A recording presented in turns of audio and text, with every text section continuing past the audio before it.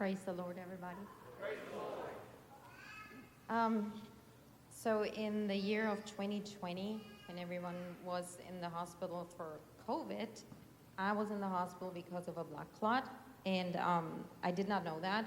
At that point, we wanted to go on a bike ride on Labor Day weekend, and I got in the shower, and when I got out of the shower, my left arm was double the size than my right arm, and it was purple.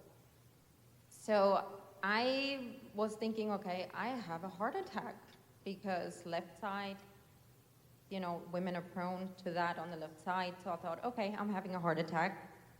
And I took 2 aspirin just to kind of be safe, I guess. And I went to Roger and I told him, I said, do you see that my arm is purple and double the size? And he said, yeah, I do. So I called one of the nurses that I was working with at the time, and she said, you know what, that you're telling me your arm feels hot means you're having a blood clot. You should go to the hospital. So I went to the hospital, and I walked in the ER, and I just showed her my arm, and she just took me back, and in no time I was on a heparin drip, and the MRI proved that I had a blood clot right up here in the subclavian vein, which I wanted to explain that. Can you help me hold that microphone? Because I just wanted to explain that real quick. So it's right up here.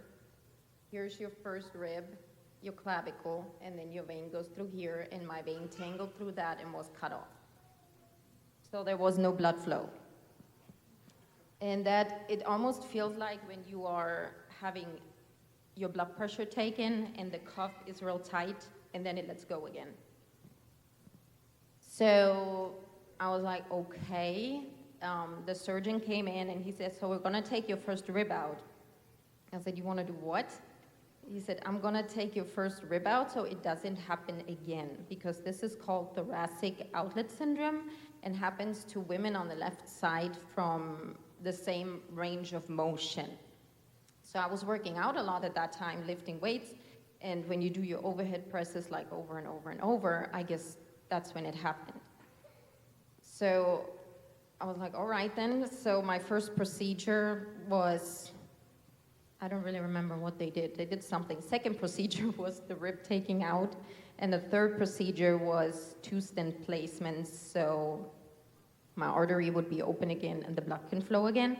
So when I arrived in the hospital, I actually had 3 fingers that were already numb because there was no blood flow. And so I stayed in the hospital for a week. I wasn't a nervous wreck like I usually are. I just was at peace. I even told Roger when he came to visit, I told him, just go home, take care of the dogs, I'm fine. And he's like, well, why are you sending me home? I was like, because I don't want you to sit here, like, because he looked so pitiful looking at me, and I didn't like that.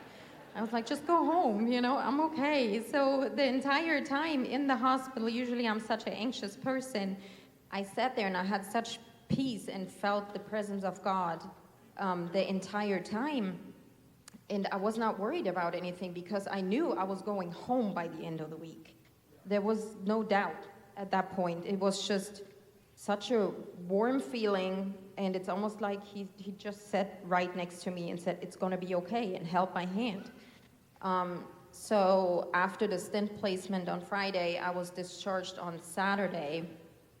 And I told the guy that was discharging me, I said, I work here at this hospital. I know how this works. You usually start at some wing over there, and I'm going to be last at 5 p.m. I said, that's not how it's going to work tomorrow because I have to go home. It's my husband's birthday and our anniversary weekend, or I'm going to discharge myself. So he was really there at 8 a.m. to get me out of this hospital. I still had the drain tube in it, and I went home. But I wanted to testify tonight because I wanted to tell y'all, God is real. I felt his presence more than any other time in my life. And when you see me worshiping here in front of this altar, this is one of the reasons, because I'm so thankful that God gave me more time on this earth, and I believe that I'm still here to tell this testimony.